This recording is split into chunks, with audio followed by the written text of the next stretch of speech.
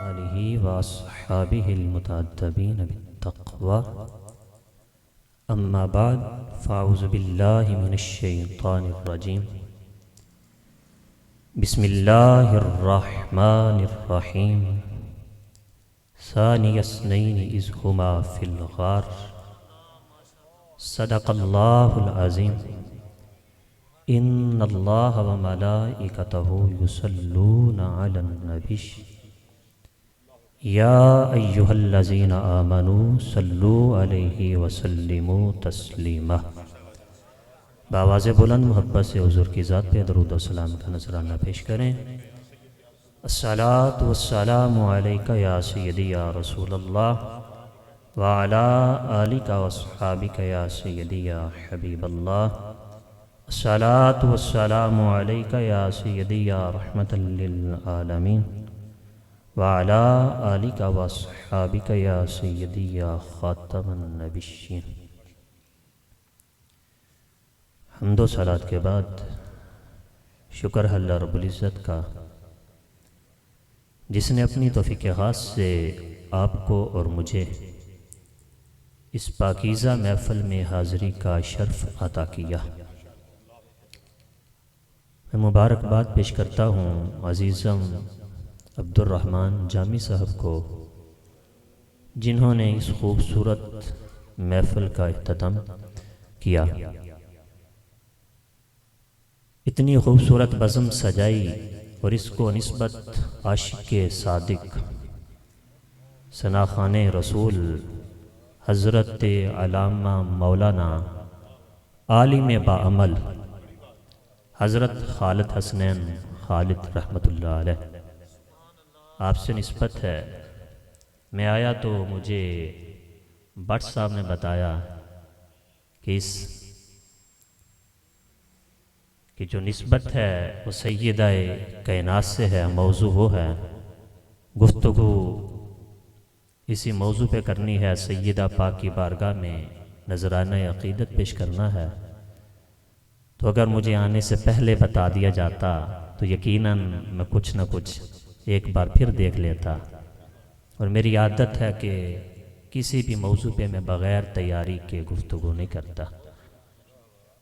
تو میرے ذہن میں یہی تھا کہ تاجدار صداقت سیدنا صدیق اکبر رضی اللہ تعالی عنہ مہینہ آپ کا ہے، آپ کی بارگاہ میں ہدیہ عقیدت پیش کریں گے، اور ویسے بھی ان کو بھی خیرات اسی در سے ہی ملی ہے، سمجھ رہے ہیں؟ تو میں سیدہ پاک کی بارگاہ میں ایک شعر نذرانہ عقیدت پیش کر کے اپنے موضوع کی طرف آتا ہوں کہ اے بنت پیمبر اگر تو ماؤں میں نہ ہوتی، اے بنت پیمبر اگر تو ماؤں میں نہ ہوتی تو جنت بھی ماؤں کے پاؤں میں نہ ہوتی۔ سمجھ رہے ہیں؟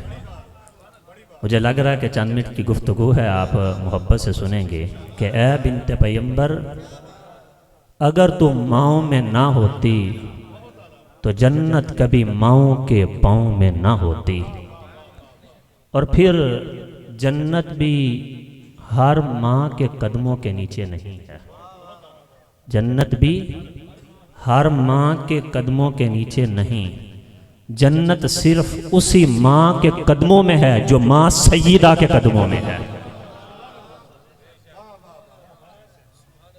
صرف اسی ماں کے قدموں میں جنت ہے جو ماں سیدہ کے قدموں میں ہے۔ اپنے موضوع کی طرف آتے ہیں۔ تاجدار صداقت سیدنا صدیق اکبر رضی اللہ تعالیٰ عنہ آپ کی بارگاہ میں ہدیہ عقیدت پیش کرتے ہیں، اور یہ اتنی بڑی شخصیت ہیں کہ میں تیرا نام نہ لوں پھر بھی لوگ پہچان لیتے ہیں۔ 15 صدیوں میں جتنے بھی خطیب، مبلغ اور واعظین آئے، اگر ان کی فہرست بنائی جائے اور پھر گنتی الٹا شروع کی جائے تو جس خطیب پہ جا کر گنتی ختم ہوتی ہے اسے صدیق اکبر کہتے ہیں۔ اگر آج کسی سے سوال کیا جائے کہ اس وقت حضور کے سب سے زیادہ قریب کون ہے، تو دشمن بھی اگر سچا ہوا تو وہ پکار اٹھے گا کہ اس وقت جو حضور کے سب سے قریب ہے وہ ابو بکر صدیق ہے۔ اگر آج کے دور میں ہم کسی سے ایڈریس پوچھیں تو اپنے محلے کا نام، مکان نمبر، گلی نمبر، شہر کا نام، تحصیل اور ضلع بتاتا ہے۔ کبھی آنکھیں بند کر کے ابو بکر و عمر سے پوچھنا تمہارا پتہ کیا ہے، تم کہاں رہتے ہو، تو آواز آ رہی ہے ہمارا پتہ پوچھنے والے جب سے یار سے ملے ہیں ہم نے اپنا پتہ تو رکھا ہی کوئی نہیں، ہم نے تو اپنا پتہ یار کے پتے میں گم کر دیا ہے۔ وہ ہمارا پتہ پوچھنے والے گنبد خضرا کا پوچھ کے آ جانا، تجھے صدیق بھی وہی ملے گا، فاروق بھی وہی ملے گا، صرف گنبد خضرا کا پوچھ کے آ جانا۔ اور ہمیں بتا رہے ہیں کہ ہم جب سے یار سے ملے ہیں ہم نے اپنے پتے کو یار کے پتے میں گم کر دیا ہے۔ یہ وہ عظیم ہستی ہیں، اور ہمارا یہ عقیدہ اور ایمان ہے کہ انبیاء اور رسول کے بعد اللہ رب العزت نے اس دنیا میں سب سے بلند جس طبقے کو مقام عطا فرمایا وہ حضور کے صحابہ ہیں۔ انبیاء اور رسول کے بعد خدا نے جس طبقے کو سب سے بلند مقام عطا فرمایا وہ حضور کے صحابہ ہیں۔ اور یاد رکھنا کہ دو شخصیات ایسی ہیں، دو قسم کی، کہ جنہیں منصب کے لیے، عہدے کے لیے بندے نہیں چنتے بلکہ خود خدا چنتا ہے۔ منصب کے لیے، عہدے کے لیے خود خدا چنتا ہے۔ پہلے انبیاء، نبی ووٹوں سے نہیں بنتے، نبی ووٹوں سے نہیں بنتے، اور نہ ہی نبی نوٹوں سے بنتے ہیں، اور نہ ہی نبی انگریز کی سپورٹ سے بنتے ہیں۔ نبی صرف وہی بنتا ہے اللہ یعلم حیث یجعل رسالتہ، اللہ بہتر جانتا ہے کہ اس نے کس کے سر پہ رسالت کی پگڑی سجانی ہے، اللہ بہتر جانتا ہے کہ اس نے کس کے سر پہ نبوت کا تاج رکھنا ہے۔ تو نبی کو نبوت کے لیے صرف خدا چنتا ہے۔ اور دوسرے شخصیت، حضور فرماتے ہیں ان اللہ اختارنی واختارنی، نبوت کے لیے خدا چنتا ہے، اسی طرح میری صحابیت کے لیے بھی خود خدا چنتا ہے۔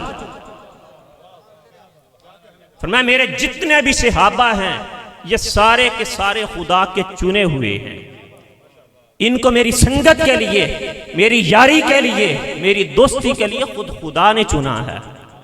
اب آپ اندازہ کریں ہمارے انتخاب میں کوئی کمی بیشی ہو سکتی ہے، ہمارے انتخاب میں کوئی کمی بیشی ہو سکتی ہے، کہ غلطی ہو سکتی ہے۔ اندازہ کریں جب خدا نے محبوب کے لیے یار چنے ہوں گے تو کتنے کھرے اور سچے چنے ہوں گے، کتنے سچے چنے ہوں گے۔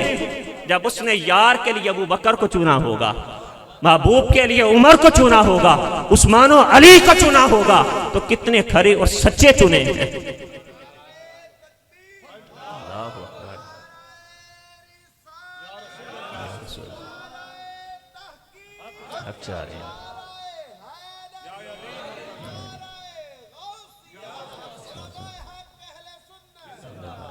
وقت مختصر ہے، تو جب اس نے یار چنے اپنے محبوب کے لیے تو کتنے سچے چنے۔ اور یہ یاد رکھنا حضور کے جتنے بھی صحابہ ہیں، اگر کہ بدبخت کسی صحابی پہ زبان تان دراز کرتا ہے، انگلی اٹھاتا ہے، وہ انگلی صحابی پہ نہیں اٹھتی، خدا کے انتخاب پہ اٹھتی ہے، وہ انگلی خدا کے چناؤ پہ اٹھتی ہے۔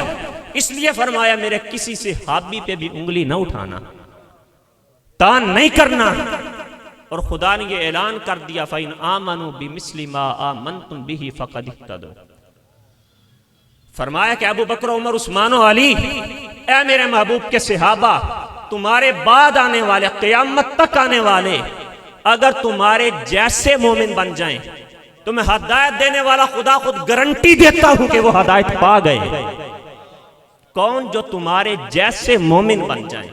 ابو بکر، عمر، عثمان و علی جو تمہارے جیسے بن جائیں، رب گارنٹی دے رہا ہے وہ ہدایت پا گئے۔ تین طرح کا پانی ہے جو سب سے افضل ہے۔ ایک وہ آب زمزم جسے کہتے ہیں، दूसरा आब कौसर, और तीसरा जो मुस्तफ़ा की उंगलियों से निकला, तीसरा जो मुस्तफ़ा की उंगलियों से निकला। अब कौन सा पानी है? तमाम उलमा का इस बात पे इत्तेफाक है कि वो पानी जो मुस्तफ़ा की उंगलियों से निकला उसका मुकाबला आब कौसर भी नहीं कर सकता, उसका मुकाबला आब ज़मज़म भी नहीं कर सकता। पानी जो मुस्तफ़ा की उंगलियों से निकला, जिन सहाबा ने पिया वो अंदर से कितने बदले होंगे। जिन सहाबा ने मुस्तफ़ा की उंगलियों से निकलने वाला पानी पिया, उनके अंदर खुदा ने कितनी पाकीज़गी रखी होगी। इसी तरह तीन तरह की मिट्टी है जो सबसे अफजल है। एक वो जिस पे मुस्तफ़ा कदम रख के गुजर गए, जिस मिट्टी ने मुस्तफ़ा के नालैन को चूमा है। महबूब तो कदम रख के गुजर जाता है, अल्लाह बाद में कसमें उठाता रहता है कि महबूब मुझे उन गलियों की कसम, मुझे उस मट्टी की कसम जिस पे तेरे नालैन लगे हैं, उसकी तो खुदा ने कसम उठाई। और दूसरी वो मिट्टी जो इस वक्त 14 सदियों से मुस्तफ़ा के जिस्म के साथ लगने वाले कपड़े को चूम रही है। तमाम उलमा के इस बात पे इत्तेफाक है वो मिट्टी खुदा के अर्श से भी अफजल है, काबे से भी अफजल है। दो तरह की होगी, एक वो जिसकी खुदा कसमें उठाता है, दूसरी वो जो 14 सदियों से महबूब के जिस्म के साथ लगने वाले कपड़े को चूम रही है। वो खुदा के अर्श से भी अफजल, वो काबे से। अब आते हैं तीसरी मिट्टी की तरफ। मुमकिन है आप किसी ने सुना हो, तीसरी वो मिट्टी जिससे मुस्तफ़ा का पैकरे बशरी बनाया गया, जिससे यार का पैकरे बशरी बनाया गया, वो जिस पे यार कदम रख के गुजर जाए खुदा कसमें उठाता है। दूसरी वो जिस पे लेटे हैं, उससे अफजल मिट्टी है कोई नहीं। अब यहां पे अकल फिक्र विजदान सब कुछ जवाब दे गए कि जिस मिट्टी से यार का पैकरे बशरी बना वो कितनी अफजल होगी, जिससे महबूब का पैकरे बशरी पर। और मैं लोगों सुन लो, अना व अबू बकर व उमर खुलिकना मिन तुरबतिन वाहिदा। और मैं जिस मिट्टी से मेरा पैकरे बशरी बनाया गया, जो बाकी बच गई थी, उसी से मेरा यार सिद्दीक बना है, उसी से फारूक बना। जो मिट्टी बाकी बच गई थी उसी से मेरा यार सिद्दीक बना है, उसी से फारूक बना है। ये दोनों तो बने ही उस मिट्टी से हैं जिससे महबूब का पैकरे बशरी बना है। अब अंदाजा करें ये जाएंगे कहां? इसलिए कि जहां की मिट्टी हो वहीं पे जाती है, जहां की मिट्टी हो वहीं पे जाती है। जहां से यार के लिए मिट्टी को लिया गया, यार का पैकरे बशरी बनाया गया, जो बाकी बच गई थी, फरमाया उसी से मेरा यार सिद्दीक बना है, उसी से फारूक बना है। इमाम उल-अंबिया के उलामों इस नबवी में आए, मस्जिद नबवी भरी थी। ताजदार कायनात की दाईं तरफ सिद्दीक अकबर थे, बाईं तरफ फारूक आजम थे। सहाबा ने देखा तो खुशी से चेहरे चमकने लगे, आंखें रोशन हो गईं।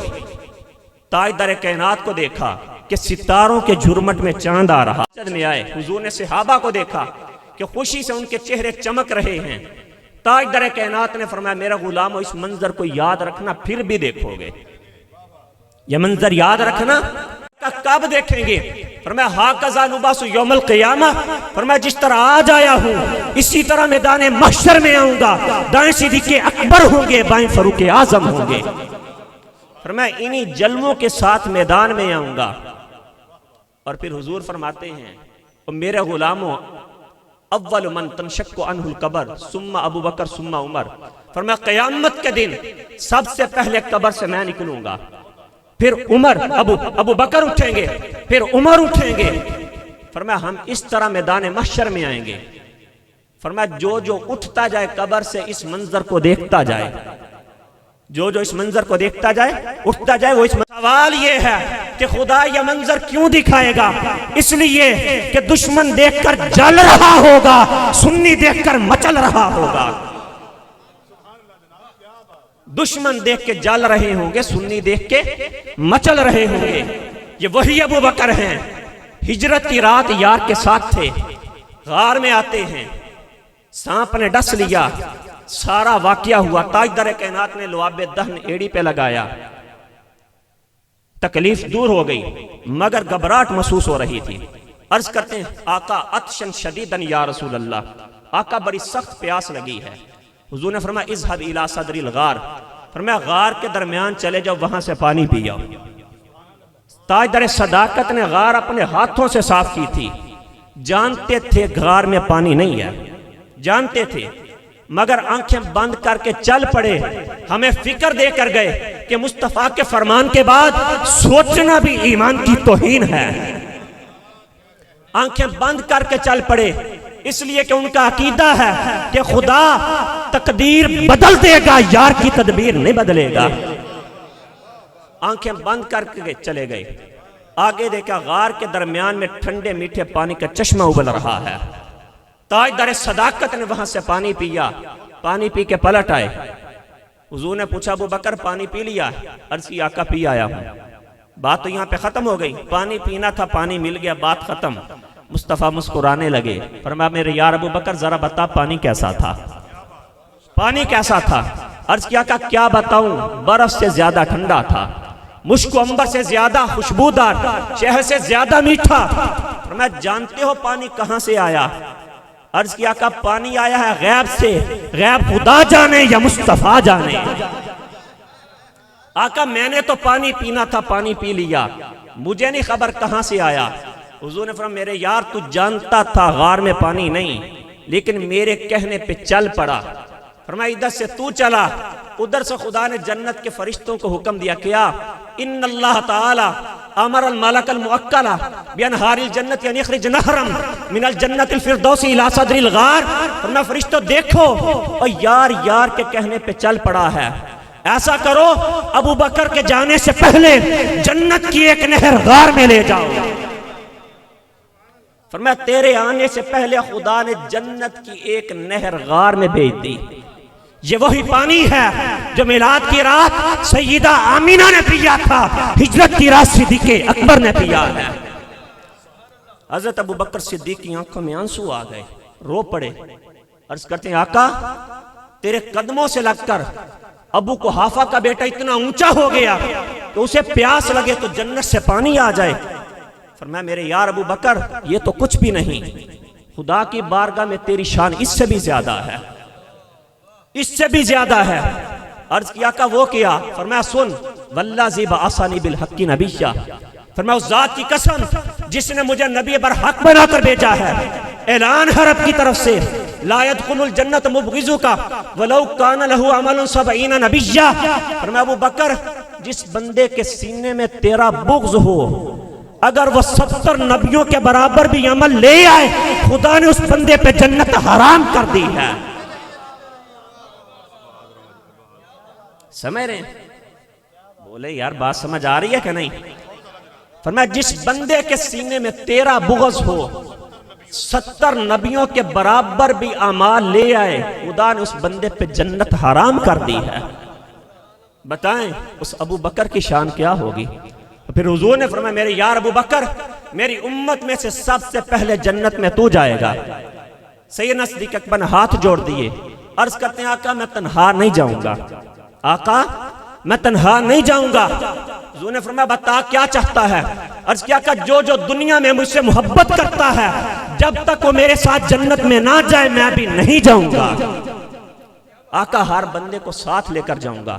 پھر مولا علی شیر خدا رضی اللہ تعالیٰ عنہ آپ نے ایک دن منبر پہ کھڑے ہو کر اعلان کیا، فرمایا مجھے یہ بتاؤ انشدکم اللہ، میں تمہیں اللہ کا واسطہ دیتا ہوں۔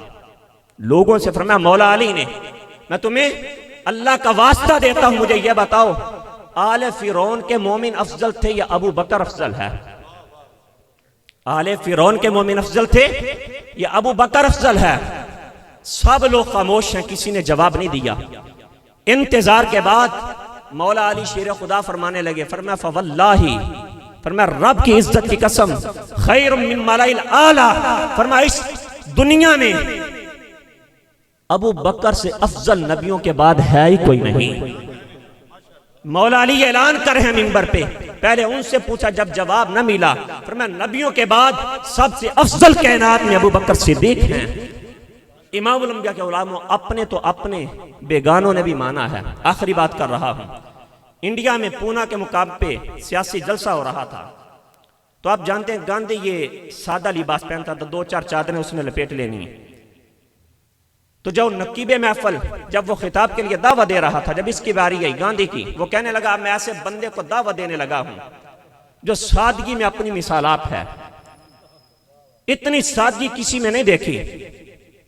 جب یہ اسٹیج پہ آیا، اس نے دیکھا میری تعریف ہو رہی ہے، اسٹیج پہ آیا، کہنے لگا سنو، simplicity is not monopoly of Congress, کہتا سنو سادگی پر کانگریس کا کوئی ادارہ نہیں ہے، کہنے لگا سادگی کا ہم ٹھیکیدار نہیں، سادگی یہ ہم سے شروع نہیں ہوئی۔ آگے اس نے کہا، کہنے لگا I am not being to mention the names of Rama and Krishna، کہتا یہاں پہ سادگی کے لیے میں رام اور کرشنا کا نام نہیں لوں گا، ان کی نفی کر دی، کیوں؟ Because they were not historical personalities، کیونکہ وہ تاریخی شخصیات نہیں ہیں۔ آگے اس نے کہا سنیے، کہنے لگا I am compared to mention the names of Abu Bakr and Umar، وہ کہتا میں مجبور ہوں سادگی کے لیے صدیق کا نام لوں یا فاروق کا نام لوں۔ اللہ اکبر، سبحان اللہ، نعرہ تکبیر، نعرہ رسالت، نعرہ تحقیق، شان حضرت ابو بکر صدیق، نعرہ حیدری، نعرہ غوثیہ، علماء حق اہل سنت، کیا بات ہے۔ وہ کہتا میں مجبور ہوں کہ سادگی کے لیے صدیق کا نام لوں یا فاروق کا نام لوں۔ کہتا یہ میں نے سادگی اپنے رام اور کرشنا سے نہیں لی، اپنے لیڈروں سے نہیں لی، میں نے مسلمانوں کے لیڈروں سے لی ہے، میں نے ابو بکر سے سادگی لی ہے، میں نے فاروق اعظم سے سادگی لی ہے۔ بتائیں جن کی عظمت کو دشمن بھی سلامی پیش کریں، ان کی عظمت کے جھنڈے کو گرا سکتا ہے؟ خدا نے وہ مقام عطا فرمایا کہ قیامت کے دن 3 نور کے منبر لگے ہوں گے۔ کتنے؟ 3۔